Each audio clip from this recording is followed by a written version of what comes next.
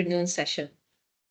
Right, before we begin, let's go over for a few housekeeping details to ensure a smooth and engaging webinar experience for everyone. First and foremost, please be informed that this webinar will be recorded for future viewing and to distribute to those unable to attend today.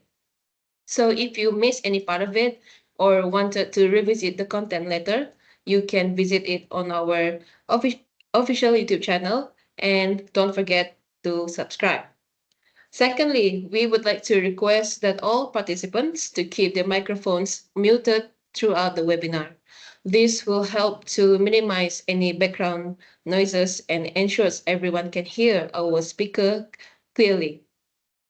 As we highly encourage active involvement from our audience, please feel free to drop your questions in the chat box throughout the session. We will do our best to address them.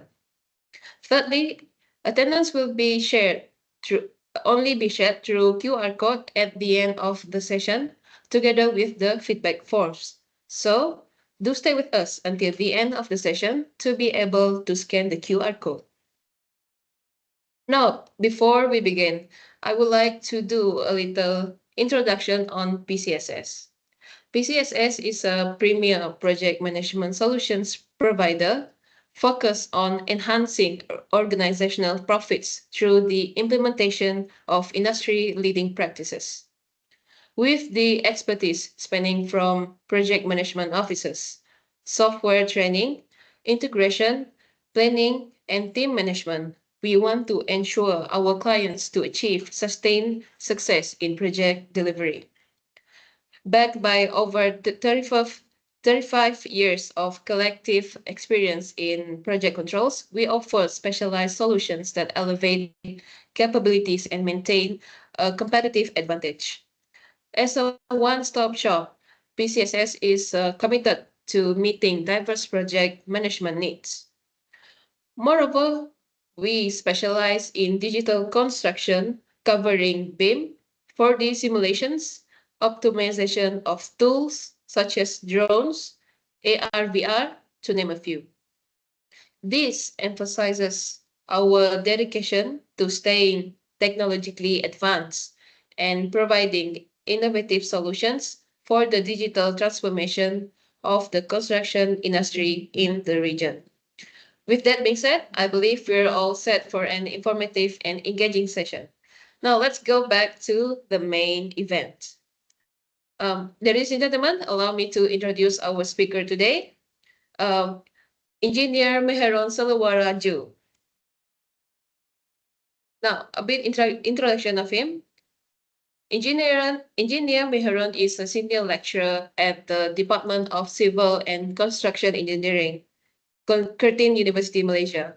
He obtained his bachelor's degree in civil engineering from University Malaya and Master of Engineering from University Putra, Malaysia.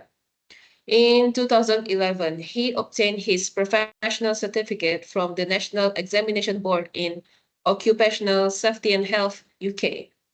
He is a registered professional engineer with practicing certificate with the Board of Engineers Malaysia, BEM, Chartered Professional Engineer with Engineers Australia, APEC Engineer, member of Road Engineering Association Malaysia, Asia and Australasia, and a professional member of Malaysian Green Building Council. Currently, he is the coordinator of Curtin Highway and Infrastructure Research Innovation Hub, a research group under the Faculty of Engineering and Science, Curtin University, Malaysia. In 2018, he was appointed as EAC and ETAC panel of evaluator for civil engineering degree programs by the Engineering Accreditation Department, Board of Engineers Malaysia. He is also the chairman of the Institution of Engineers Malaysia, Diri branch. He is a certified trainer by the Construction Industry Development Board Malaysia, CIDB. Prior to joining academics, he has gained extensive industrial experience as project engineer, design engineer, and project manager in various fields of civil engineering. Now, today's webinar discusses on the rising importance of sustainable management and green initiatives in infrastructure projects, particularly in road and highways, to meet the increasing the transportation demands from urban growth. Infrastructure like roads produce large amounts of greenhouse gases throughout its life cycle, from the production of raw materials to construction, operation, maintenance, and repair. Malaysia has gained global efforts to adopt sustainable highway practices, aiming to reduce carbon emissions and conserve natural resources while growing its road network. These efforts include using recycled materials, assessing environmental impacts, and ensuring project sustainability throughout its life cycle. This webinar introduces a green highway assessment tool designed to show the long-term benefits of sustainable practices, especially in the operation and maintenance stages, and signals the construction industry's readiness for a sustainable road infrastructure framework. Right, without further ado, let's give a round of applause to Engineer Meherun on today's webinar topic, Sustainable Road and Highway Infrastructure. Okay, thank you, Madam MC. Can you hear me?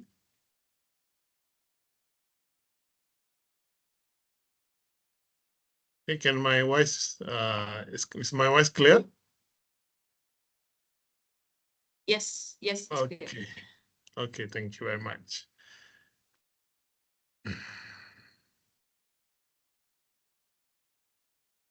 Okay, let me share my screen.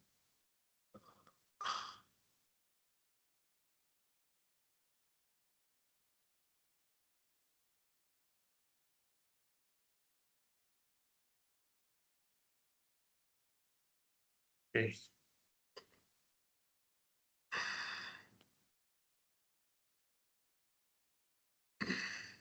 Okay, thank you, organizers, PCSS, and also the MC just now for introducing me. A lengthy introduction, sorry for that. And I will begin my presentation with introducing the overall picture, the bigger picture of environmental concerns related to transportation sector. So first of all, we know that population growth is the main cause of rapid urbanization, right? That is the effect from population growth. And also, due to the rapid urbanization development in terms of road network, in urban sprawl, and also development in commercial and residential developments, the climate change is a consequences of that. Right, the climate change has deeply affected by all these effects of rapid urbanization. So the transportation sector is one of the major contributor to huge impacts against sustainability through development and operation of roads, added vehicle fuel combustion impact. So the main effect of the aspect of transportation sector, how is it affecting the environmental concerns is from the development, the construction until the operation, regardless of any kind of mode of transportation. It can be public transport and also private car use. So this is a summary of global energy consumption, whereby 80% of the world energy comes from fossil fuel, definitely. And it is changing. The trend is also changing as many renewable energies and sustainable practices are being in place. And transport consumes 28% of energy and 23% of emissions. So out of the energy consumption, a substantial amount of energy is used for transport sector. And building is also equally same, more higher, in fact, than transport because of residential and commercial. So if you look at the chart here, you can see the transport sector and residential and building construction industry is contributing most of the energy consumption. So the emission is also together with the effect of energy consumption, where the emission is equally in the same proportion, where transport and holding a bigger portion, and also other industries and buildings, building sector. So it's a great concern that transport sector needs to improve in getting more greener and more sustainable practices. So the consumption, this is the world global consumption. When we come back to Malaysian context, so we can see that transport sector is consuming the highest, in fact, 36%, due to material, construction, operation, public transport, and etc. So back in our home country, it's also a great concern in terms of energy consumption in the transport. And residential and commercial, followed by other sectors. So as we know, when we deal with residential or commercial buildings, it's easy to evaluate the energy consumption or how to improve the greenness of the building, or to do a ranking for the sustainability of the building. But for transport sector, it's very complex because it involves many sector, many division of transport, and also many phases in the project life cycle. Right, so that is why my presentation today is going to summarize the use of certain tools that we can use to evaluate the sustainability element of road and highways. So, talking about SDGs, I'm very sure we all are very familiar with this colorful boxes, right? It's because we have to achieve it by 2030. We have not much time actually. And in this aspect, my study here is mainly focusing on the four SDGs, 3, 9, 11, and 13, because it's more relevant to sustainable cities and communities and industry, innovation and infrastructure, good health and well-being, and climate action. So historically, SDGs were created by the United Nations Department of Economic and Social Affairs, UNDASA, which provides sustainable support and guidance to reinforce global green agenda for the betterment of society and future generation. Okay.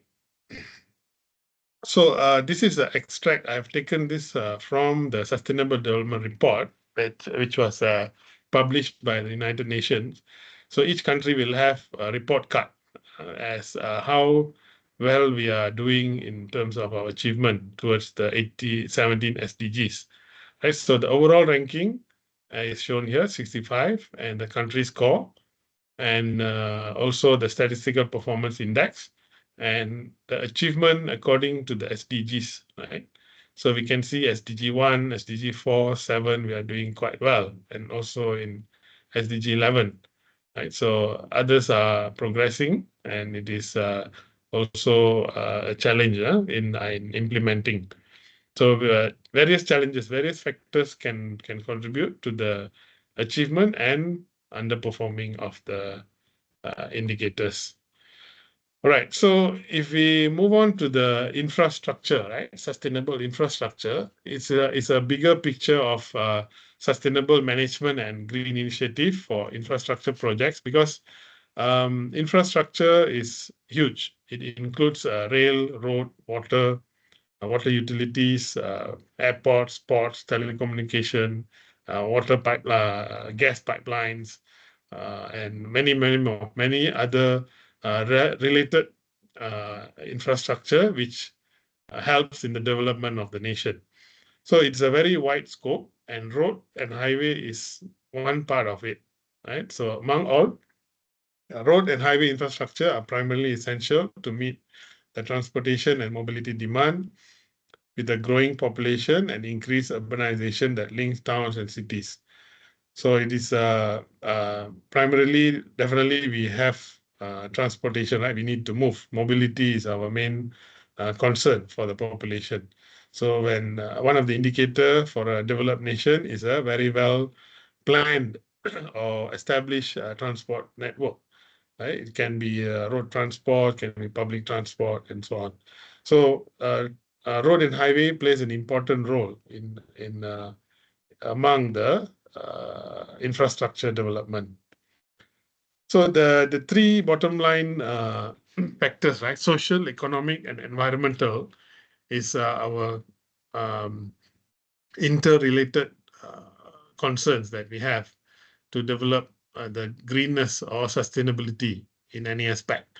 So when we talk about road sustainability, we can specifically mention few factors here. From social is improved safety, public safety, road safety, right, and pedestrian safety is on the social aspect, or even local population where a highway is crossing, and improve travel quality for the passengers and for the road users, and also for the public transport users, and accessible transport.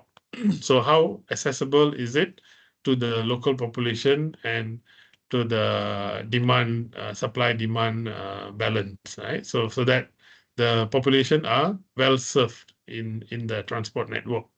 So that will benefit the social aspect or impact the social benefits of the society. So in terms of economic factor, is a reduced road life cycle cost and affordable transportation. So when we reduce the road or road network life cycle costs, that will make the transportation affordable, right? So that more development can take place. And life cycle cost involves from the beginning, preliminary stage of feasibility to detailed design and construction, handing over, and also the operation and maintenance phase. So it is the economic factor which will actually determine many other, is a driving force for the other two bottom line factors, right? So when we have a budget constraint, definitely the other two will be affected. So in terms of environmental, there is improved air quality in operation of the road network, and reduce energy and new material use. So we can replace with recycled material or renew or waste material, and also reduction in the footprint, carbon footprint in energy use. And the other factors are like reduced noise emission and other emissions. So these are the factors specifically for roads, because when I focus in the infrastructure, it's a broad scope. And when we find to focus in the road factor, these are some of the indicators that we can see. But this is not only the indicators. We have many other that we have gathered from the literature search. So, so now I'm going to move on to road infrastructure. So sustainability in a road is not new in Malaysia or in the world, because there are many assessment tools developed and it's being used. So one of it is in Malaysia, which is the Malaysian Green Highway Index. It's already in use in West Malaysia by the Malaysian Highway Authority, or LLM, right? That is only for toll highways. So because why we need these measurement tools or assessment tools is because road infrastructure is one of the largest greenhouse gases emitters, and also in terms of the project life cycle, right? The raw material production operation, as I mentioned earlier. So this tool mainly evaluates sustainable design and construction, environment and water management, social and safety, material technology, and energy efficiency. So these are the main factors that is evaluated, and there are many sub factors from the main factors. Right? For example, like I mentioned about social factor just now, or safety, involves road safety, pedestrian safety, public safety, public transport safety, and so on. Right? So there are many sub factors involved in these main factors. So in recent years, infrastructure rating tools introduced in Malaysia by other agencies are also by JKR, Penarapan Hijau, which is shortly called as PHJKR, introduced in 2013, and CIDB also have their Sustainable Infrastructure Assessment Tool. So this is even broader than the JKR or the MyGHI, because this involves all the infrastructure that I mentioned earlier. And so road is one of it, right? So this is to explain that there is many other assessment tools available and few in Malaysia. So others which is available in other countries are in Australia and in US. This is Invest in US, Envision in US, Green Roads and Green Light, Sequel UK, and Green Mark in Singapore. So in fact, US was one of the pioneer in developing the assessment rating tools for the highway and transportation sector. So later on, I will briefly touch on the example of how Invest, this rating tool is used. And there is also the link to the website that is free, public, accessible to the public, that we can download the case study as well. Right, so these are the guidelines that is available for road network. So they have their own logos that some are developed by government agencies, like Invest is developed by the US Department of Transport under the it's a government agency. Some are uh, uh, not government or NGO related agencies, like GBI is PAM and PAM and what is that? ICEM, right? Join together and develop GBI. So similarly, some rating tools are developed by this kind of professional bodies. And MyGHI is actually jointly developed by university with LLM, and now is fully administered by LLM or Malaysian Highway Authority. Right. So in terms of the rating tools, there are many aspects that evaluate in a rating tool, from design to construction and also operation and maintenance. But this, when we did a survey among all the international assessment tools and also MyGHI, mostly the rating or the assessment is done on design phase, right? Design, planning, design, and construction phase. So there is lacking of operation and maintenance phase in the assessment.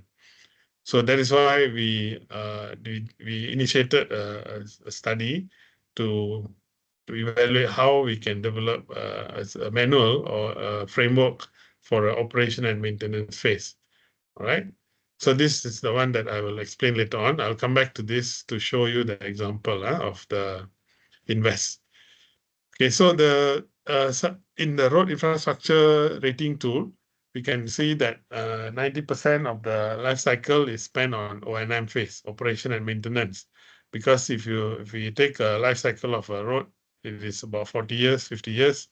Our pavement is 20 years. So most of it is during the operation and maintenance, right? Because we need to manage the road either from the client's perspective or the contractor's perspective. So client will be the operator, the concessionaire, or public works department, or local authority, right? Local council. So in the contractor's perspective is the maintenance contractor and the company which is doing the concession work. And we also know that the greenhouse gases for transport from road is 74% from the road development, road construction and operation. Right. Then this is actually for safety, safety aspect of the rating tool. There's some statistics. Okay, so the current scenario, as I mentioned, stakeholders of road infrastructure must extend the effort of assessing sustainability into operation maintenance phase of road to minimize the impact posed to the environment and economy and communities by these activities. And there are limitations in the contractual matters to implement sustainable practices in road infrastructure. Right? So the limitation is because there is resources and the duration. Right? So we need to consider the resources that we are going to use, and there is an extended duration of the operation and maintenance phase. The other factor is the funding, where there is a lack of um, allocation of fund in the contract that contractors or even the client are restricted to implement green practices during the operation and maintenance phase. So we do the assessment in the beginning, design, and everything is okay. Then the road is constructed, and when the operation maintenance is done, all the green initiatives are not. There is no continuity because of mainly because of the budget constraint. Okay, so what is in this study? I'm presenting one part of the study that we have done. That we have three objectives here: to evaluate the existing decision-making process of green road infrastructure rating tools, which I presented briefly just now, and to analyze essential green rating criteria and sub-criteria for operation and maintenance phase, which is the essential sub-criteria and the main criteria, and to develop an enhanced road infrastructure rating framework for sustainable operation and maintenance phase. So by that, we hope that we can try to implement in a smaller scale and see the benefit in the long term. Okay, so I will skip this. This is related to objective. So the gap here is the long-term impact on the long-term economic benefit and environmental benefit, which is often overlooked because most of the attention is on the planning and design. And the operational and maintenance phase is usually overlooked. The argument here for planning, design, and construction is because the greenness of the road depending on the alignment also. Let's say we have a hilly terrain and we design the road which is involves more earthwork, more destruction to the environment, right? That will affect the greenness of the highway. And if the terrain is too hilly and when the operation stage, the trucks is going to emit more carbon, right? More smoke. So that is also environmentally not environmentally friendly. So the design stage is definitely a contributing factor. But in this aspect, we are looking at the operation maintenance because of that long term or the duration, the longer duration. Okay. So we do have many study being done from between 2015 to recent years. So we compare some of the main literature that is published related to Green Highway Index or even Green Building Index, which have infrastructure element in it. And we can conclude that the conclusion earlier is actually for us to tell us that the highway or road operation and maintenance phase is still lacking. All right. So this is the study operational framework that we have to complete face to face. And one of the main tool that we use in the analysis is AHP, Analytical Hierarchical Program, that is using the criteria and sub-criteria to define the weightage, the comparison. Okay, so first we have to analyze the existing factors and sub-factors, or we can call it as criteria and sub-criteria in every aspect, from maintenance contract to environment, material, and social impact and technology.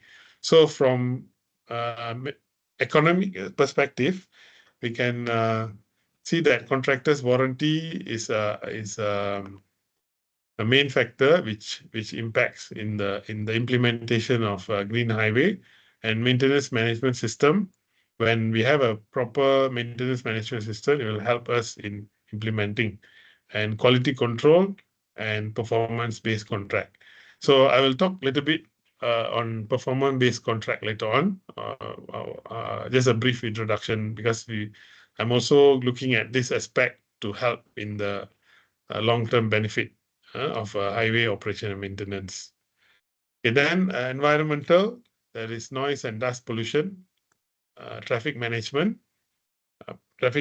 plan, which is during construction and post-construction, rest and services area if it involves rest area, right? Some highways have, some highways don't have, and landscaping and revegetation, which involves the greenness of the highway.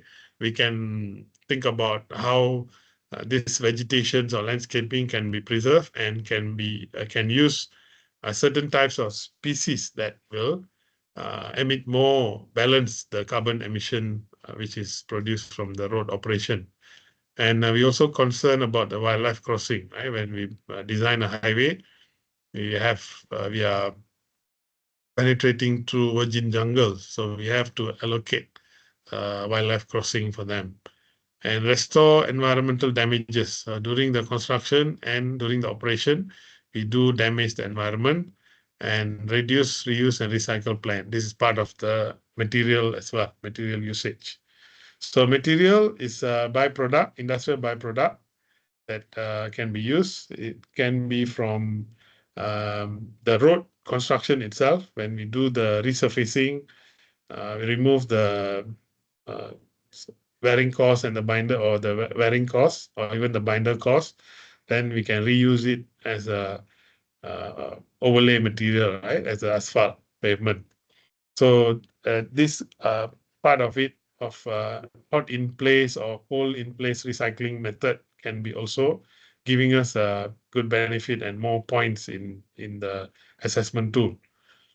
And we also encourage use of regional materials because the cost of transportation and the carbon footprint, the emission when we transport material from a different location, is also adding carbon load to the project. And pavement material, alternate materials or recycled materials, or even we can use asphalt, which is a modified asphalt. Right? So many research is being done also in this pavement area as an alternate material. And then low cost maintenance costs. So certain types of asphalt material can be low maintenance, and it can give the benefit in the greenness of the highway. So for example, like even uh, the road shoulder, right? If we pave or unpave, it makes a lot of difference in terms of the maintenance. So the long-term benefit of the pavement strength in the main carriageway will benefit from the development of the uh, carriageway, the whole right of way. Okay, social impact is a job creation to local population. So we look at the benefit of the projects even during the operation phase, where we can develop business activities along the alignment or highway that will give a social impact. And road safety audit is part of social impact because it benefits the public and the road users. And use of specific species of trees and plants in terms of social impact, and it is environmental impact.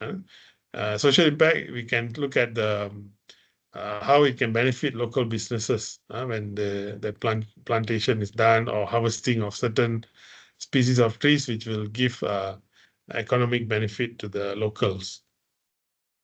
Okay, in terms of technology, also has a benefit to to improve the sustainability of the highway or road. So intelligent transportation system, and we make the highway more efficient to include uh, advanced technologies in managing traffic and also in making the junctions more efficient that will reduce the carbon emission.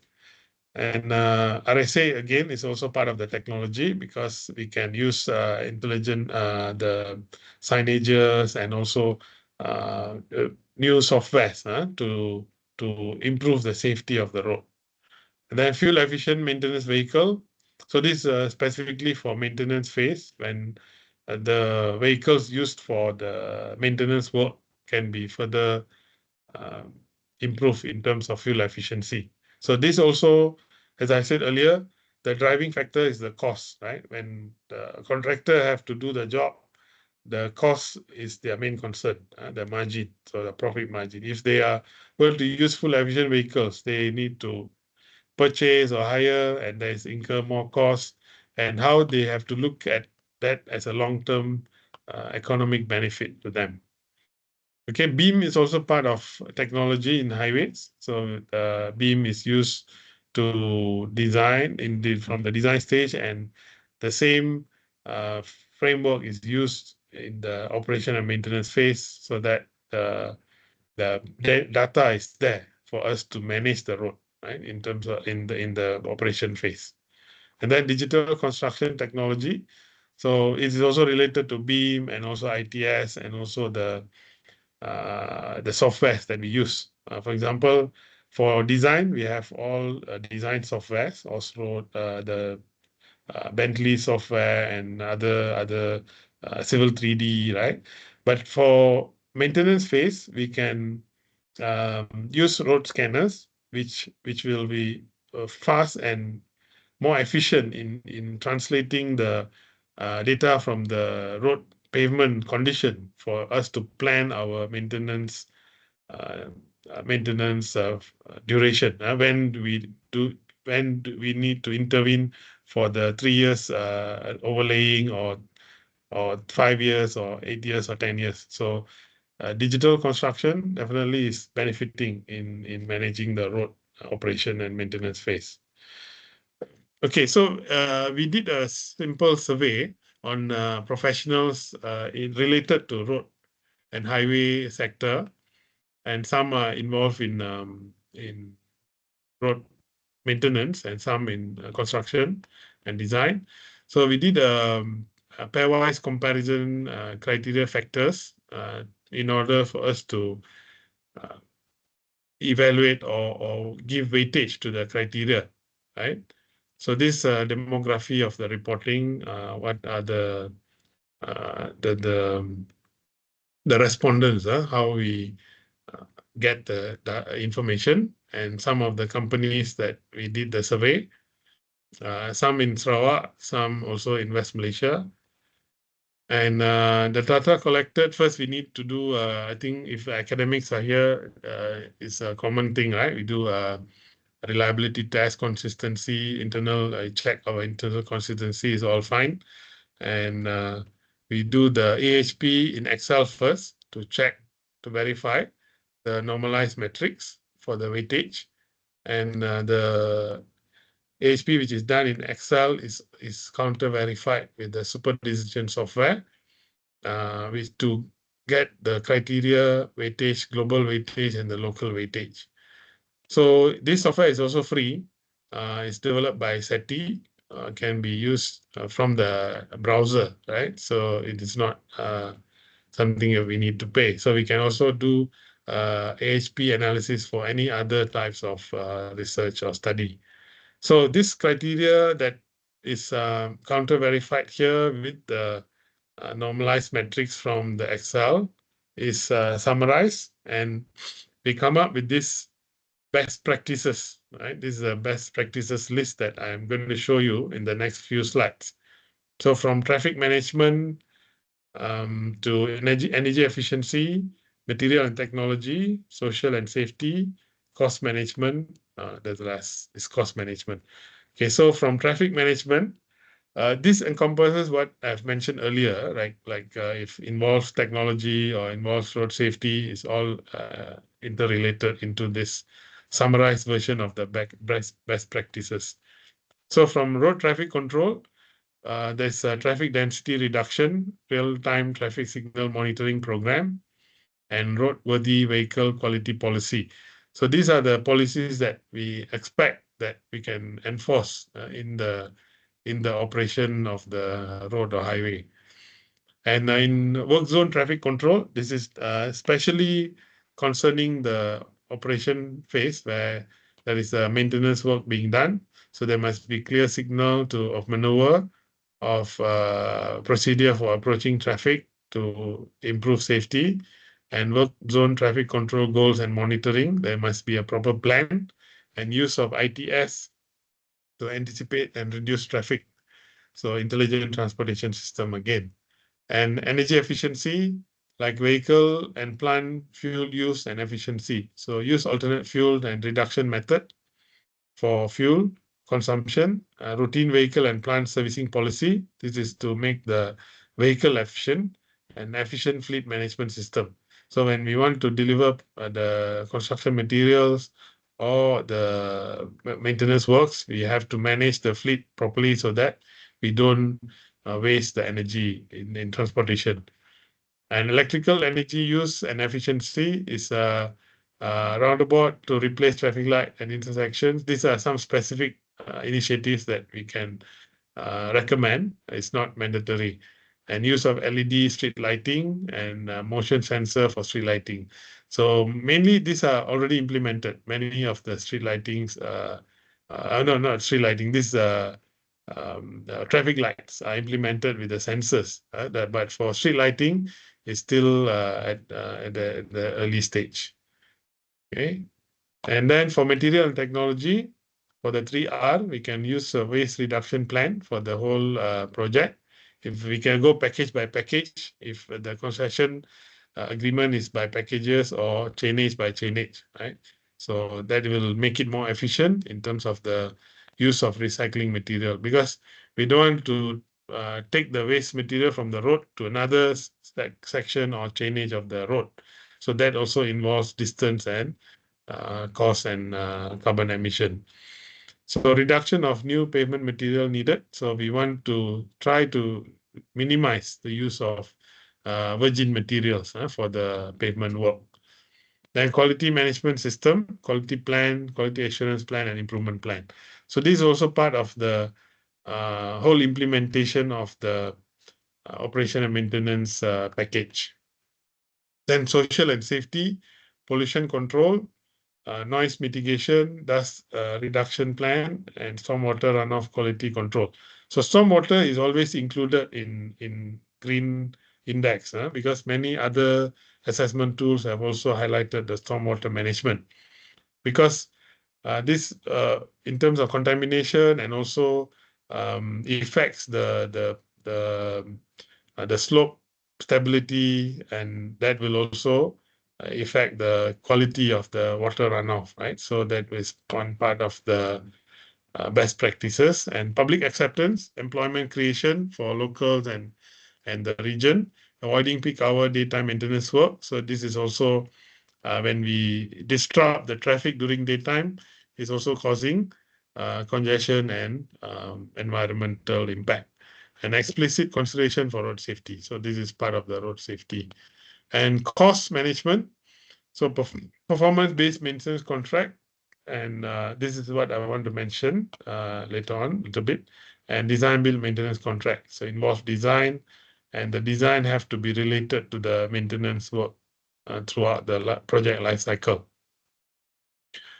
Okay, so when we did the analysis, there's a weightage for social and safety is more critical than cost management. Second, material and technology, traffic management, and energy efficiency. The reason energy efficiency is last is a main factor. If you look at building assessment, energy efficiency is the main factor, right? But for road, because of the factors for the use of vehicles and use of the energy efficient equipments, that is why it is less impactful. But for the cost and material is more significant for the road and highways. Okay, unless there is a rest area which involves building, and then the energy efficiency factor will also be significant. Okay, so under social and safety, the pollution control is higher than public acceptance, and cost management, performance-based maintenance contract versus design build maintenance, and quality management system higher than reduce, reuse, and recycle, and traffic control, vehicle plant use, fuel use, and efficiency. Okay, so among the factors that we are looking at for the operation and maintenance phase, you can see that pollution control and performance-based contract is quite significant. And the sub-factors that is from the main factors, right, which is stormwater runoff quality. So as what we predicted, the analysis shows that it's, stormwater runoff quality is one of the critical sub-factors. And then the real-time traffic signal monitoring is also benefiting the decision makers, right, for real-time traffic. The noise mitigation, contractors' performance and monitoring, and long-term maintenance program. And the last 30, last 5 in the 30 in the list, the last is routine vehicle and plant servicing policy. So this is seen as less significant or less important, critical, right? And other factors here. Okay. So what we have done is we develop a rating tool, just like Green Building Index or any other index, with the scoring and the weightage for various factors and sub-factors, and we can give like scoring and the category of achievement for the greenness of the highway. Okay, so the outcome is that we have done this analysis with scoring points, and we can name it as Sarah Road's O&M framework for the assessment tool. And for 4 certification level is awarded. Okay, so the way forward for this is the feedback is from road infrastructure stakeholders. It can also be state specific, like we can do because environmental factor, social factor is different for different region and different local condition. So we cannot adopt the exact same rating tool from different region, different countries. So we have to be specifically for the local condition. And we develop the develop enhanced green assessment framework for road O&M phase in Malaysia. And this framework is being proposed to local authorities and public works department for a pilot study. So we can carry out a pilot study at local council roads or certain sections of the state roads for us to implement a full-scale rating. And then the outcome, we also must be cautious of the outcome. We are not promising that by doing this, it's going to change overnight. Everything is going to be green, and we are going to have a very sustainable road. But it is a continuous effort process that's going to take place. That is why they're emphasizing on the operation and maintenance, where throughout the project life cycle, we can have that implementation willpower to implement the green practices, right? So yeah, so this is about the performance base. So what I've mentioned just now is when the main obstacle that we have observed is the contract, right? When the contract is not specifically mentioning that the scope is to use recycled material or to use digital technologies or any advanced materials, right? So it is not going to be implemented because that is the main factor. So that is why this PBC, if any of you are familiar or heard about this, performance-based contract, right, is a procurement strategy that links payments to the achievement of specific performance goals. And the PBC are different from traditional contracts, which focus on inputs and are based on a fixed fee. So it is performance specific. So it is when the outcome is there, the contractor or the concessionaire will get rewarded. So it's not like milestone payment or fixed fee. Okay, you finish this year, you get 1 million or 10 million. It's not a fee which is fixed, but it's based on the performance. So this is one of the way we can have uh, a way to implement the Green Highway Index, whereby when the contractor or the concession company have initiatives to implement it, then we can reward them accordingly. So instead of PBC, focus on outputs and outcome, and the place the responsibility for quality on the contractor. So it is the quality output that the contractor is giving or servicing the client. So BBC can include incentives for cost savings, improve financial accountability, and effective use of subcontractors. So cost saving to the client, let's say the contract says this much, but without affecting their contract sum and also their margin, they can contribute in a cost saving that will give a uh, good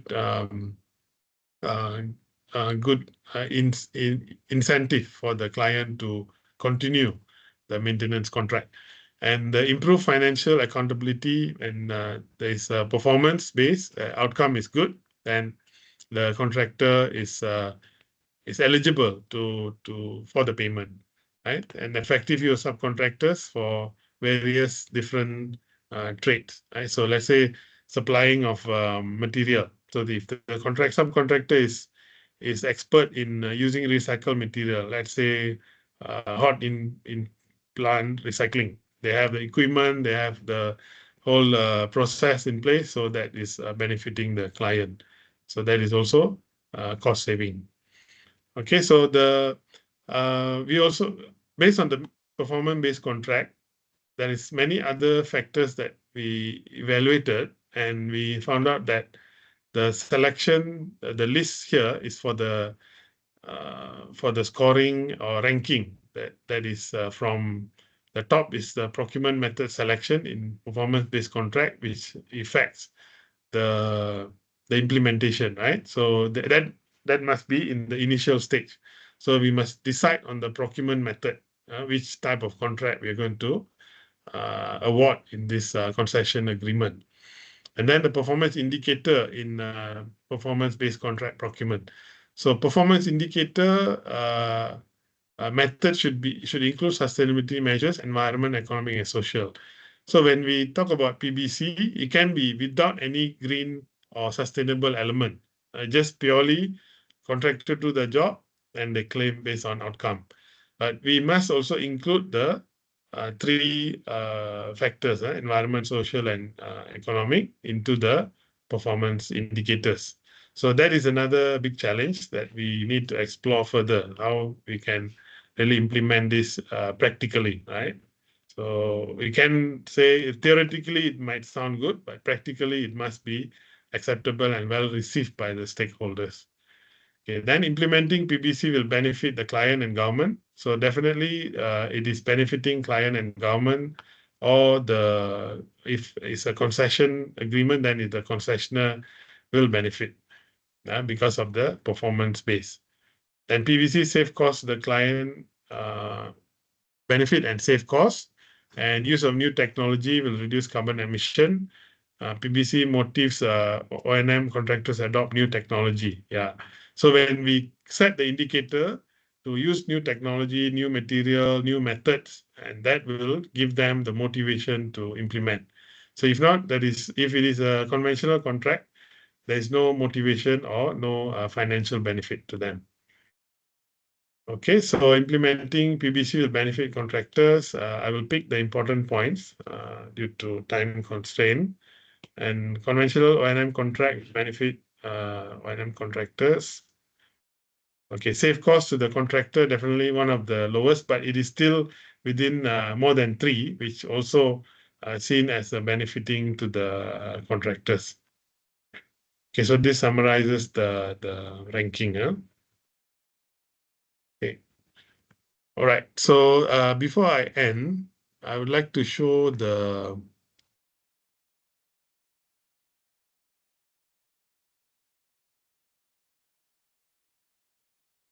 example of the rating tool.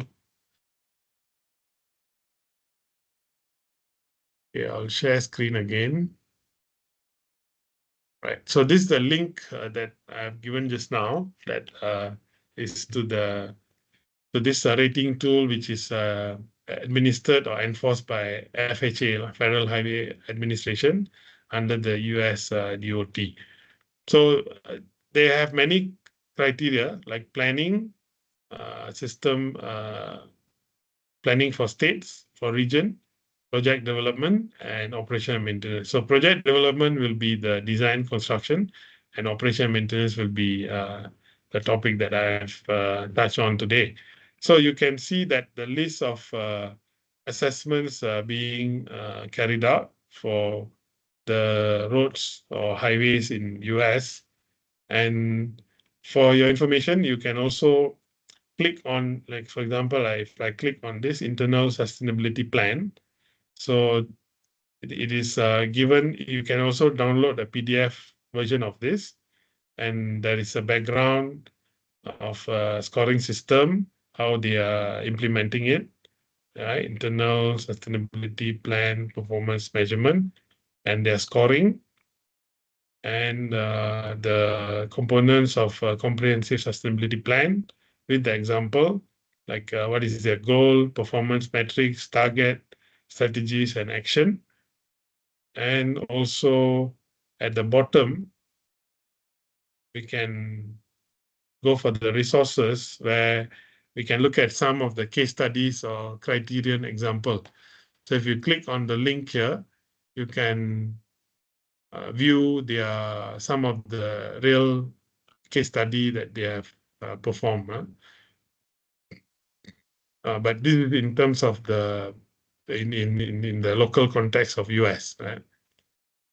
So we have their material operation maintenance implementation report and also their case study for various aspects or criteria. Okay, so the link is also there for the audience to see and also to compare how is the implementation using Invest and also MyGHI. MyGHI is already being implemented in Malaysia.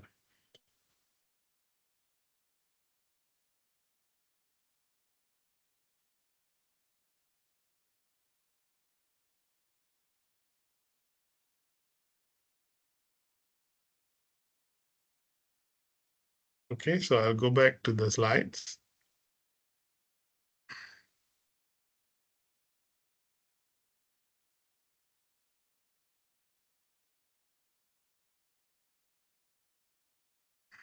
Okay, so finally, I will just finish the presentation with one of the significance that we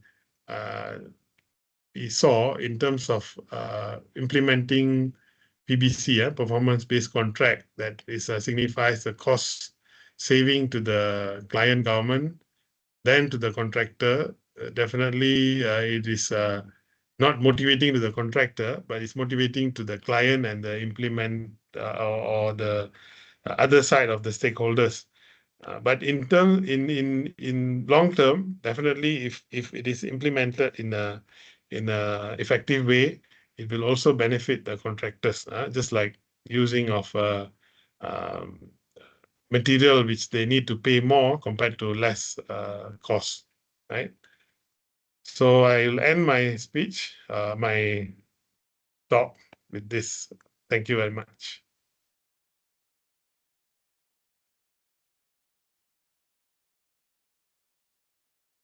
Right. Thank you, Engineer Meheron. Now, ladies and gentlemen, we have been treated to an insightful presentation by Engineer Meheron on the captivating topic of sustainable road and highway infrastructure. As we reflect on the possibilities unveiled during the presentation, let's move on to a Q&A session. If you have any questions, please use the Q&A box in your webinar interface to type them in. Now, currently we have two questions. Right. The first question coming from Technologies Umar Shukri. So he asks how to build sustainable road design, especially for heavy industrial areas such as Tanjung Langsat, Pasir Gudang, or Port Klang. Binder costs or wearing costs layer thickness should be thicker, or sub base should be 450 millimeter or more thick. The problem is on how to build road that is sustainable for industrial roads such as Pasir Gudang or Tanjung Langsat area, or better build concrete pavement for certain heavy industrial area. Please share your thoughts. Okay, thank you for the question. Right. So this is actually a mixed question. It's sustainability in road and also um, this the durability of road operation, right? So definitely in heavy industrial areas, the pavement design manual itself gives us the range, right? The thickness of the sub base, and bearing cost and the binder cost. So sometimes in heavy industry or road leading to ports, the base itself uh, will be asphaltic, right? We mix asphalt or can be cement stabilized. So that's one of few ways that we can actually reduce the impact of heavy vehicles. Because when we say operation of heavy vehicle industrial area, so maybe 40% to 50% will be commercial vehicle, which is the main concern in pavement design. So we can implement stabilize the base layers if we want to not to design a full depth asphalt, because full depth asphalt is very costly. So we can stabilize the base with other materials, right? Like even cement stabilized with other recycled material. So that is one way. The other way definitely is concrete, rigid pavement. So rigid pavement is costly, but operation, the maintenance is lesser than flexible pavement. Sorry. So uh, so the solution is there's no fixed solution for like said example of Pasir Gudang, this all these are industrial areas or ports, right, leading to ports. So these are areas where even flexible pavement or rigid pavement, when there is excessive oil spillage from the trucks, is also going to deteriorate the pavement. So maintenance is pretty much challenging in this kind of roads. So we have no choice but to increase the periodic maintenance on the roads. But in design, we can improvise in the sub-base strength. Maybe if sub-base is more than 10% or 12% CBR, definitely it can resist the loading. Yeah. So I hope I covered the question. It's a quite long question. What else? Let me read again the question.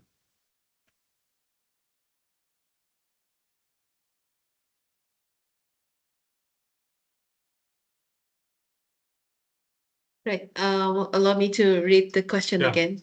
Yeah, right. How to build sustainable road design, especially for heavy industrial areas such as Tanjung Langsat, Pasir Gudang, or Port Klang. So, right. Oh,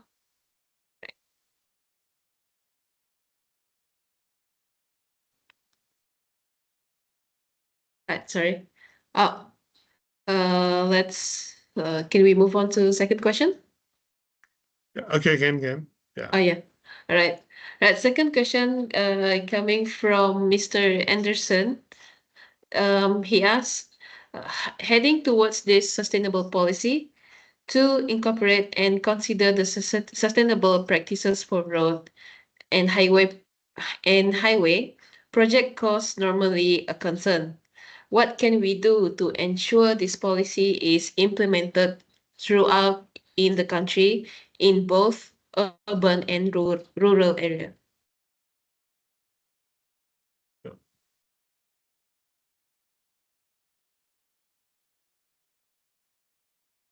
Okay, so actually one of the main factor, as I always mention, the obstacle of implementing sustainable policy is the cost.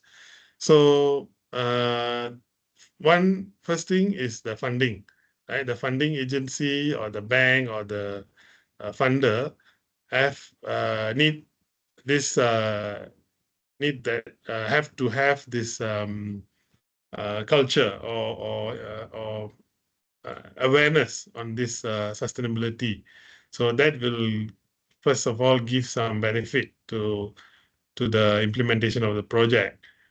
Secondly, is the tax exemptions, right? So if certain purchases or certain materials and certain practices that is implemented during the project, that will give tax incentive, tax benefit to the stakeholders.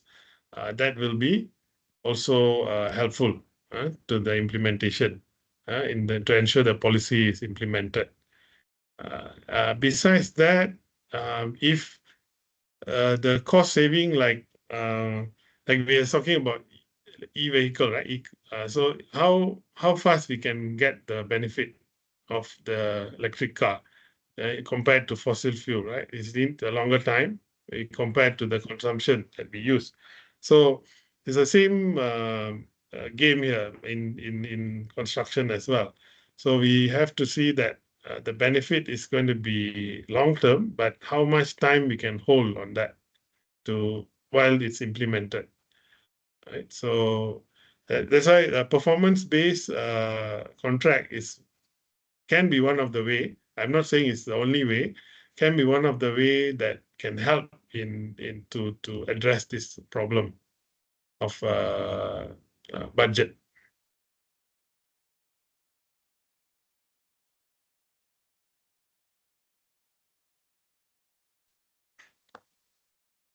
All right. Thank you. All right. Thank you, Engineer Mehron, for your insights. Um, Now, before we move to the wrapping up, before I wrap up the session, allow me to address some of the questions in the chat box. As for the slides, the presentation slides, we will provide through email. And regarding the attendance link, please stay tuned to us until the end because we will provide the QR code for the attendance at the end of this session. Okay, now in wrapping up to this session, we have been treated. Sorry. Oh, okay. We have another question, right? Um, Coming from Ed Mustafa. Any alternative new technology to replace conventional method and soil stabilization tech for the road base with less cost and time? Okay. Any also replace conventional method and soil stabilization technology for the road base. Less cost.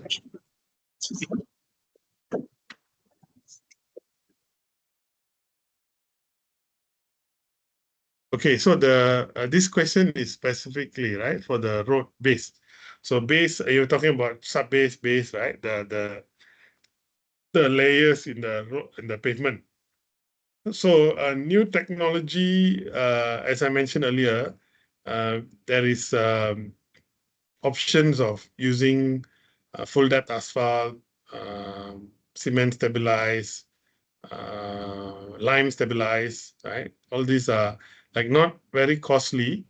Cement might be a little bit costly, but comparatively, when we have the benefit of stabilizing the road layers and having less deterioration in the long term, that will give a cost benefit, right?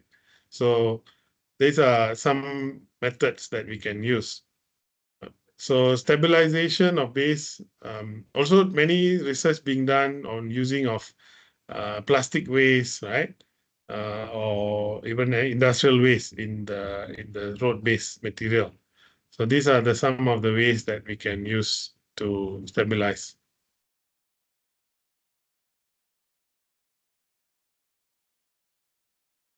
Okay, thank you.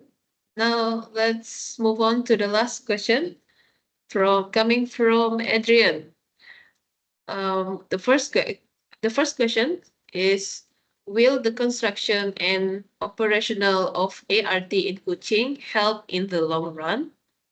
And the second question is: how will smart traffic light in Kuching incorporate with the ART operations? Okay, right. This is the keluar topik lah out of the question. But anyway, I will answer based on what I know. ART definitely is as a public transport network is going to help to move population, right? The mobility of passengers from point A to point B, because it is going to be dedicated track, dedicated road, and there is the efficiency can be increased because the in terms of timing, arrival time, departure time, and the travel time and beginning and end. So the only constraint is the first mile and the last mile. So first mile for the passenger to reach the station from their home and from the last station to the working place or the destination or the school. So that if that connectivity is a match, then this whole system will be fully beneficial.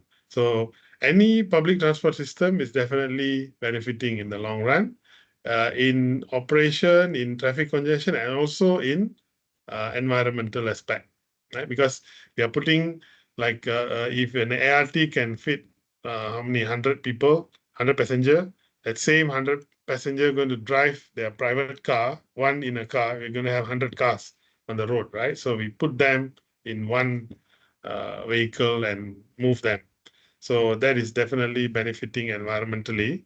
And number two is how will smart traffic light in Kuching incorporate? Okay, smart traffic light will be regulated based on the movement, right, like of ART. So when the uh, car, the we call it the ART's bus, right? It's the combined. It's going to arrive at the junction, then it's going to synchronize with the traffic light. So that is full system which is going to be in place, right? So I cannot comment on the detail because I don't know about the whole smart traffic light system, but generally that's how it works, right? When we integrate a road and public transport, so we will have the timing, the signal light, the signal timing, and the arrival time of the vehicles to the public transport operation, because the priority is the public transport. We need to make the arrival departure time punctual. So priority on the public ART.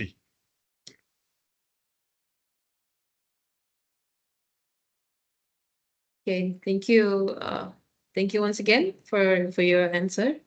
Now, we have come to our the end of our session.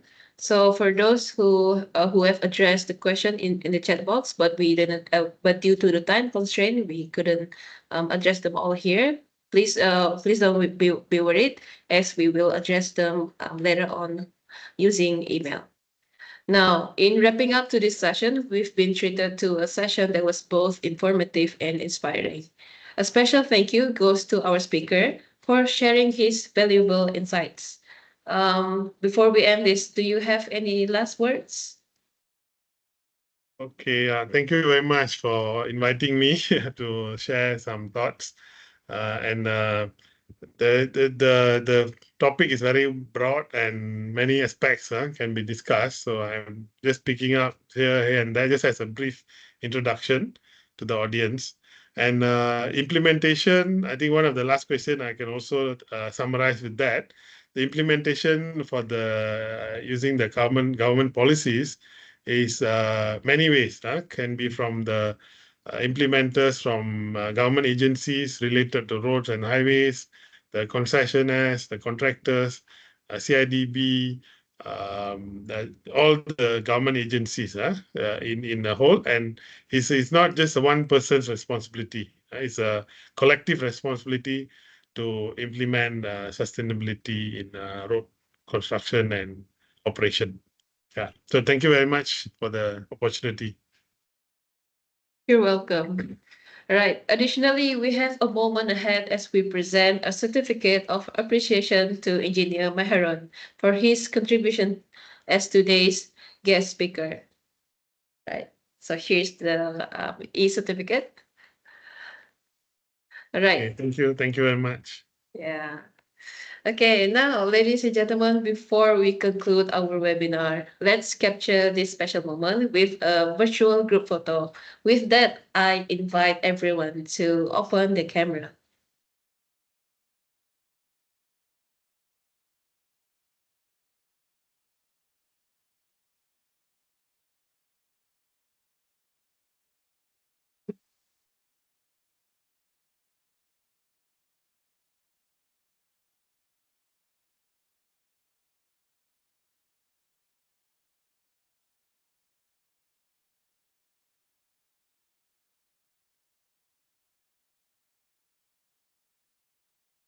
Okay, we have 8 slides, right? All right, first slides. Okay, smile. 1, 2, 3.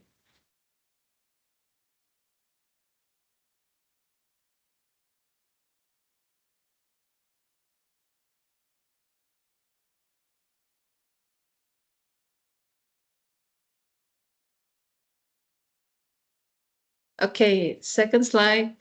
1, 2, 3.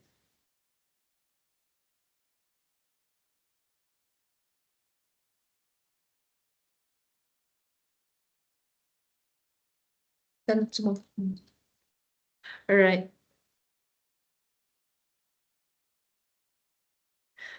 Okay. Thank you so much, everyone. Now, before we depart, we do like to share some of our services. And if any of you are interested for demo on our services or interested to participate in our trainings, kindly contact us at the following contacts. Right. Currently, we have Primavera P6 and Synchro 4D courses. You can uh, you can scan the QR code displayed to register or reach out to us through email or contact number available on the screen.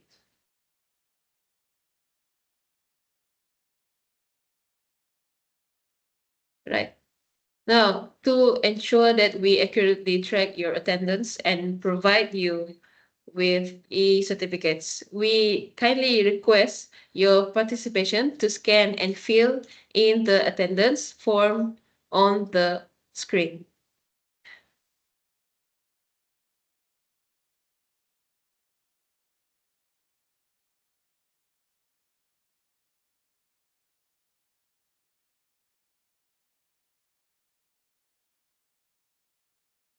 Okay, lastly, a big thank you to our wonderful audience for joining us. Your participation and engagement have made this webinar a success. Uh, we hope you leave today with a deeper understanding of the topics covered. Once again, thank you all for being a part of this enlightening session. We look forward to seeing you in our future webinars. And on behalf of PCSS, stay safe and see you soon.